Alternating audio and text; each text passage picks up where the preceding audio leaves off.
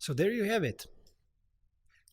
These are the highlights of our autumn release. But of course, there is more which we have added. And actually, one of the features which we've saved for later is the ability to run inspections on the smartwatches, actually the Android watches, which we introduced with version 12.2. And we'll talk more about this topic in our next webinar, because currently we are really cooking the winter release version 12.3, and there we will introduce the smartwatches on iOS devices, so Apple Watch as well. And we'll talk more about this in the next webinar.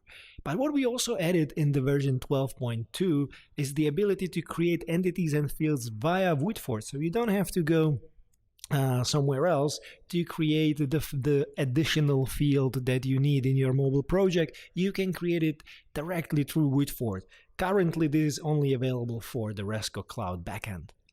Also, Woodford got a little makeover with the categories and favorites in Woodford, which you can see on the screenshot on the right side. So you can basically select which of the items you maybe work with quite frequently in Woodford and have them available as your favorites.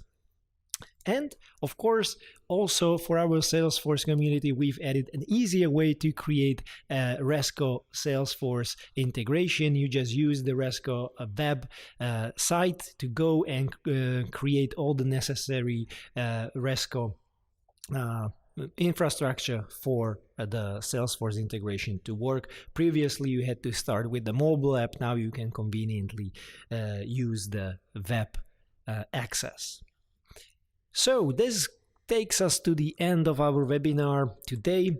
What I would really like to know is, which is your favorite feature? Was there anything that caught your eye and you think that you can use it in your projects or even immediately right away and you would like to start utilizing it? Let us know into the question panel of GoToWebinar, and we would really like to know your feedback.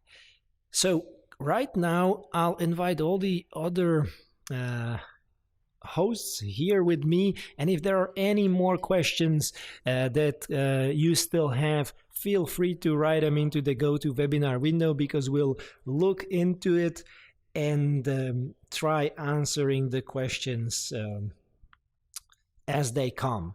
So I see that you are starting to write some of your favorite features, like the location monitor, which we like very much.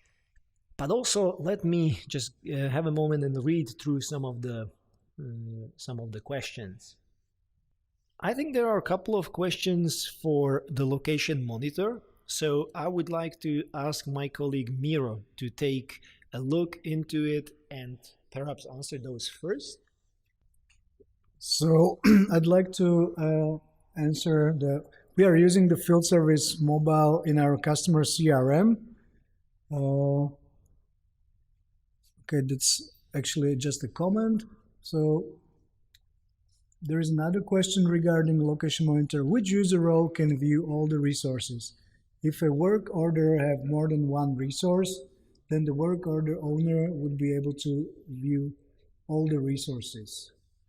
The location monitor tool is designed for a scheduler, so for a dispatcher. So I'm not really sure if I understand the question properly, because I understand the work order owner would be somebody that is the mobile worker. So I'm not really sure if I understand the context of the question. I don't think there's anything else regarding location monitor. That's what's coming are just comments. Okay, yep. So I can see that there are a couple of more comments on which features you did really like. So some are really happy from the favorites. AI image recognition seems to also be quite a favorite. So thank you for all this input. And I think that there are no questions that would need answering at this point. So really at this moment, I would like to just say, I see there are some more questions popping up, but since we are already at the end of our time, let's just take it afterwards via email, and we'll connect with the questions that were not answered during the demonstration. So thank you very much for your attention today, and I hope to talk to you soon. And you probably will hear me on the next webinar, which will be early 2020. So have a nice rest of the day and speak to you soon.